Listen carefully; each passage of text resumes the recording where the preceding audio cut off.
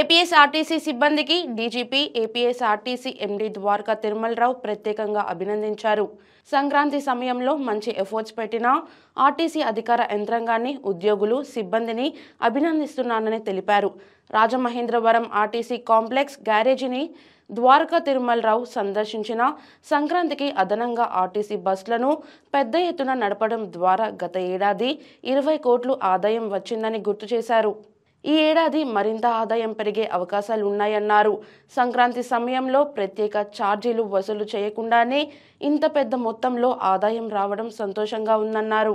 Commercial ఆదాయము పెంచుకోవడం ద్వారా ఆర్టీసీని బలోపేతం చేస్తున్నామని ఎండీ ద్వారకా తిరుమలరావు అన్నారు. ఆర్టీసీ సిబ్బందికి పెండింగ్ బకాయిలను ఇప్పటికే కొంత చెల్లించామన్నారు. వారం రోజులలో మిగిలిన బకాయిలలో 25% చెల్లించేలా చర్యలు తీసుకుంటామని వివరించారు. ఆర్టీసీ సిబ్బందికి 2017 పీఆర్సీ బకాయిలు 50% చెల్లించామని ఆయన గుర్తు చేశారు.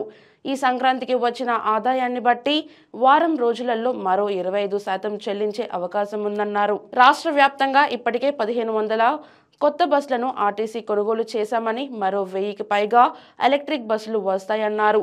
ఆర్టీసీ స్థలాలలో షాపింగ్ మాల్స్ ఏర్పాట్లో నిబంధనలను పాటిస్తామన్నారు.